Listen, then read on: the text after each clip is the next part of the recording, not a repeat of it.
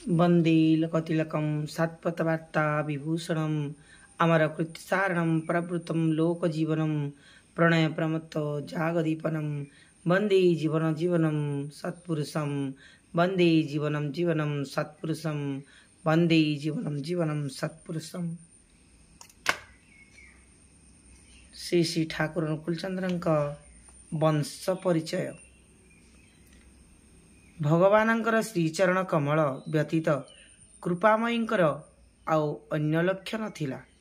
तांकर निष्ठा और विश्वास प्रत्येक लोकर अनुसरणीय।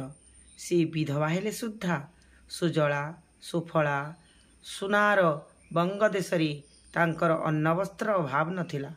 बरम अवस्था तुलनारे एही ब्राह्मण रमणींकर समाज रे यथेष्ट मान मर्यादा मध्य थिला। जाग यज्ञादि से विशेष किसी बुझु नथिले। बुझिथिले केवल हरिनाम। जोग थिला तांकर भगवानंकर श्रीपाद पद्मरे आत्मसमर्पण जोग। आउ जप थिला तांकर हरिबोल हरिबोल। सर्वदा सर्वावस्थारे ओ सर्वकार्यरे एई जप ही तांकर चालुथिला। दिनकर घटना से दिन घरे पानी नहीं। अन्य काहारी हातरे पानी आनिले चलिब नाही। कृपामयी निजे कलसी काखरे घिनी कूଅ मूलक गले पानी आनिबाकू, किंतु दौड़ी नाही। पानी काढ़िबे किपरि? निराश होई पड़िले। सेही समय जड़े पड़ोशी स्त्री लोक मध्य पानी नेबाकू आसिथिले। से कृपामयी को पाखरे थिबा गोटिए कदली गछ को देखाई परिहास छଳରେ टाहुली करी कहिले, एही कदली गछर बासुंगी को कलसी रे बांधी पानी काढ़ुनाह। तुमर बा एते भावना केउथिपाई? तुमर तो हरि अछंती। सरल प्राणा कृपामयी अति सहज विश्वास परायणा थिली। थट्टा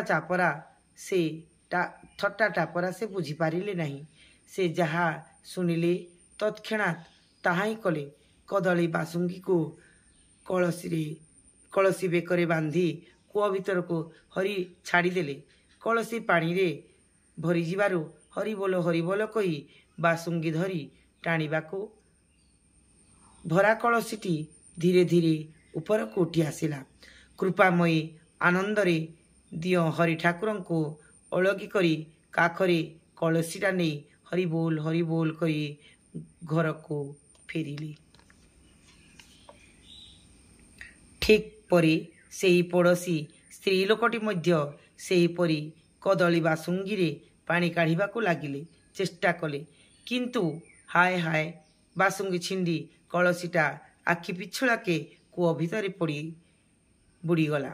स्त्री लोकटी आचंबित होई भाविले, वास्तविक हरिनामर महिमारे असंभव भी संभव हुए। मोर सेपरी निष्ठा भक्ति नाही। मो हातरे कदली बासुंगी रे पानी उठिब किपरि? धन्य तुमे कृपामयी, धन्य तुमर अटल विश्वास। या यथार्थ जे जहार मने जेते ताहार प्रभु सेते, जहार मन जेते ताहार प्रभु सेती। जय गुरु जय गुरु। आउ दिने कृपामयी बाईगण खेत को बाईगण तोलिबाकू जाऊ जाऊ बाटरे हठात गोटिए कूଅ भितरे पड़गली। कूଅ भितरे पड़ जाई कहले, हाय हरि, तुमे मोर ए कौन कल? शेष काल रे कूଅ भितरे मोर अपमृत्यु घटेइल। हौ तुमर जहा इच्छा। किछि क्षण परे तांको ओदालुगारे कूଅ मूलरे छिड़ा होइथिबार देखागला। सेतेबेले सेठारे उपस्थित थिबा लोके घटना कौन तांको पचारिबारु से सरल भावरे कहिले, हरि मते कूଅ भितरे पकाई देले। आउ मु कंदाकटा करिबारु से गोटाए बड़ घास बढ़ई देले। मु ताकू धरी ऊपर को उठी आसिली। समस्ते लक्ष्य कले जे तांकर देहरे आघातर चिन्ह नहीं बा कौनसी प्रकार भयभीत बा विस्मित होई नाहंती। एपरी शरीरर कौनसी स्थान रे व्यथा बा वेदना पाइबा कथा मध्य से कहिले नहीं। समस्ते आश्चर्यान्वित होई बुझिले विधवा ठाकुराणी मांकर हृदय विश्वास केते दृढ़, मनोबल किपरि आउ शक्ति केते गभीर। ଏହି ପରିକ୍ରମୀ ମତି କୃପାମୟୀଙ୍କର ସ୍ୱାମୀଙ୍କର ନାମ ଥିଲା ସ୍ୱର୍ଗତ କମଳାକାନ୍ତ ବାଗଚି। ପୂର୍ବବଙ୍ଗ ପାବନା ଜିଲ୍ଲା ଅନ୍ତର୍ଗତ ହିମାୟତପୁର ଗ୍ରାମରେ ତାଙ୍କର ବାସସ୍ଥାନ ଥିଲା। ଏହି ହିମାୟତପୁର ପାବନା ସହର ସନ୍ନିକଟସ୍ଥ ଗୋଟିଏ ଅତି ପ୍ରାଚୀନ ଗ୍ରାମ। ପଦ୍ମା ନଦୀର ଉତ୍ତରରେ ଅବସ୍ଥିତ। ଗ୍ରାମର ଗୋଟିଏ ଡାକଘର ଅଛି। ଗ୍ରାମ ନିକଟରେ ପାବନାର ଷ୍ଟିମର ଘାଟ।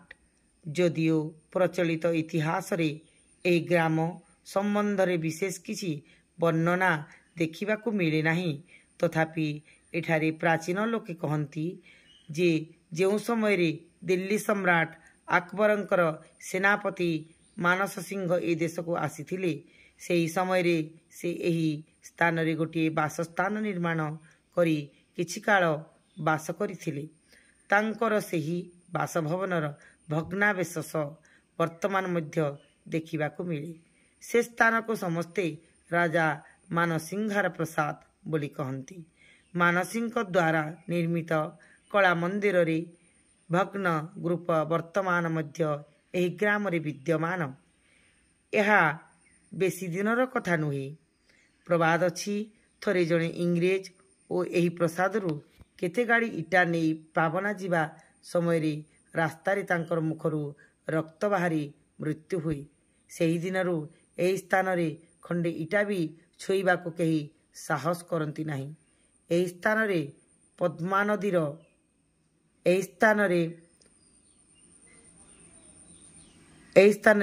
ନଦୀର ଦୃଶ୍ୟ ମଧ୍ୟ ଅତି ମନୋହର। କୃପାମୟୀଙ୍କ 4ଟି ସନ୍ତାନ ହୋଇଥିଲେ।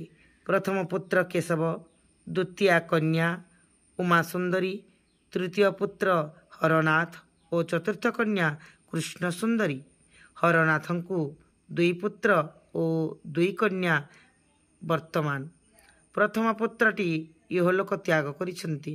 କୃପାମୟୀ ବିଧବା ହେବା ପରେ ହିମାୟତପୁରର ବିଖ୍ୟାତ ଚୌଧୁରୀ ବଂଶର ରାମେନ୍ଦ୍ର ନାରାୟଣ ଚୌଧୁରୀଙ୍କ ସହିତ 12 ବର୍ଷ ବୟସରେ କୃଷ୍ଣ ସୁନ୍ଦରୀ ବିବାହ ହୁଏ।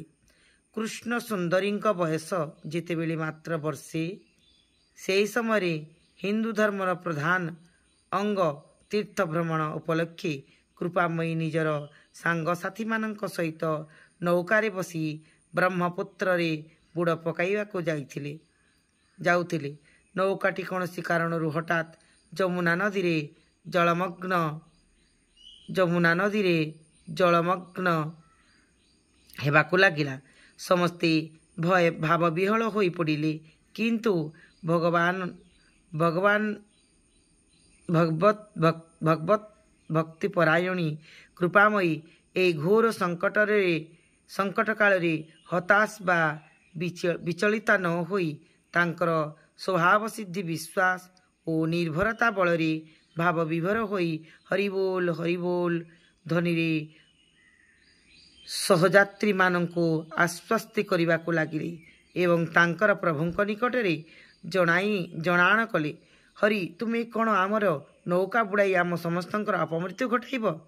ଏହି କଥା କହିବା ମାତ୍ରକେ ସମସ୍ତେ ଆଶ୍ଚର୍ଯ୍ୟାନ୍ୱିତ ହୋଇ ଦେଖିଲେ, ସେଠାରେ ଆଣ୍ଠୁଏ ପାଣି ହୋଇ ନୌକା ଖଣ୍ଡିକ ଆଉ ଯମୁନା ଗର୍ଭରେ ଜଳମଗ୍ନ ହେଲା ନାହିଁ। ଯମୁନା ଦେବୀ ହରି ନାମ ଶ୍ରବଣରେ ଆନନ୍ଦିତା ହୋଇ ହରିଭକ୍ତ ତୀର୍ଥଯାତ୍ରୀମାନଙ୍କର ନୌକାକୁ ଗ୍ରାସନ କରି ତାକୁ ବକ୍ଷରେ ଧାରଣ ପୂର୍ବକ ଧନ୍ୟ ହେଲେ। ଭଗବାନ ଦୟାକରି ତାଙ୍କର ଚରଣାଶ୍ରିତା ପରମ ଭକ୍ତିମତୀ କୃପାମୟୀଙ୍କୁ ଏହି ଘୋର ବିପଦକୁ ଅବଲୀଳାକ୍ରମେ ରକ୍ଷା କରିଥିଲେ ଏବଂ ଏହି ସତ୍ସଙ୍ଗ ମହାତ୍ମା ବଳରେ ସହଯାତ୍ରୀଗଣ ମଧ୍ୟ ରକ୍ଷା ପାଇଥିଲେ। କୃପାମୟୀ ସମସ୍ତଙ୍କ ସହିତ ହରିବୋଲ ହରିବୋଲ ନାମ କରି କରି ମହା ଆନନ୍ଦରେ ଗନ୍ତବ୍ୟ ସ୍ଥାନକୁ ଯାତ୍ରା କଲେ। କୃଷ୍ଣ ସୁନ୍ଦରୀଙ୍କ ଗର୍ଭରେ 6ଟି ସନ୍ତାନ ଜନ୍ମଗ୍ରହଣ କରନ୍ତି। ତହିଁରୁ ପ୍ରଥମ ପୁତ୍ରର ଶିଶୁ କାଳରେ ମୃତ୍ୟୁ ହୁଏ। ଦ୍ୱିତୀୟ କନ୍ୟା ପ୍ରାୟ 40 ବର୍ଷ ବୟସରେ ଦେହତ୍ୟାଗ କରେ। ଆଉ ତୃତୀୟ ପୁତ୍ରର ମଧ୍ୟ ଶୈଶବ କାଳରେ ମୃତ୍ୟୁ ହୁଏ। ଚତୁର୍ଥ କନ୍ୟା ମନମୋହିନୀ, ପଞ୍ଚମ କନ୍ୟା ଗୋବିନ୍ଦମଣି ବର୍ତ୍ତମାନ ବିଧବା। ଷଷ୍ଠ ପୁତ୍ର ଯୋଗେନ୍ଦ୍ରନାଥ ଚୌଧୁରୀ ପ୍ରାୟ 16 ବର୍ଷ ବୟସରେ ସ୍ୱର୍ଗ ଲାଭ କଲେ। ଯୋଗେନ୍ଦ୍ରନାଥ ଅତ୍ୟନ୍ତ ଦୟାଳୁ, ପରୋପକାରୀ ଓ ଭଗବତ ଭକ୍ତ ଥିଲେ। ସେ ଜୀବନର ଶେଷ ମୁହୂର୍ତ୍ତ ପର୍ଯ୍ୟନ୍ତ ଭଗବାନଙ୍କର ନାମ କରୁଥିଲେ। ଏହି ଯୋଗେନ୍ଦ୍ରନାଥଙ୍କ ଡାକନାମ ଥିଲା ଲୋହା। ରାମେନ୍ଦ୍ର ନାରାୟଣ ବଙ୍ଗଳା, ଇଂରାଜୀ, ସଂସ୍କୃତ ଓ ପାର୍ସୀ ଭାଷାରେ ଦକ୍ଷ ଥିଲେ। ସେ କିଛି କାଳ ଇଂରେଜ ସରକାରଙ୍କ ଅଧୀନରେ ସିଭିଲ କୋର୍ଟରେ ଅମାନ ଥିଲେ। ପରେ କିଛି କାଳ ପୋଲିସ ସବ୍ ଇନ୍ସପେକ୍ଟର କାର୍ଯ୍ୟ କରି ସେ ଇନ୍ସପେକ୍ଟର ହୋଇଥିଲେ। ତାହାପରେ ସେ କୋଚ ବିହାର ମହାରାଜାଙ୍କ ମ୍ୟାନେଜର ରୂପେ କିଛି ଦିନ କାର୍ଯ୍ୟ କରିଥିଲେ। ସେହି ସମୟରେ ଗ୍ରାମ ମଧ୍ୟରେ ସେ ଜଣେ ଧନଶାଳୀ ଓ ଗଣମାନ୍ୟ ବ୍ୟକ୍ତି ବୋଲି ପରିଗଣିତ ହେଉଥିଲେ। ରାମେନ୍ଦ୍ର ନାରାୟଣଙ୍କ ପ୍ରଥମା ସ୍ତ୍ରୀ ବନ୍ଧ୍ୟା ଥିବାରୁ ସେ ଦ୍ୱିତୀୟ ସ୍ତ୍ରୀ ରୂପେ କୃଷ୍ଣ ସୁନ୍ଦରୀଙ୍କୁ ବିବାହ କରିଥିଲେ। ଏହି ଗର୍ଭଜାତ କନ୍ୟା ମନମୋହିନୀ ରାମେନ୍ଦ୍ର ନାରାୟଣଙ୍କର ଅତି ପ୍ରିୟ ପାତ୍ରୀ ଥିଲେ।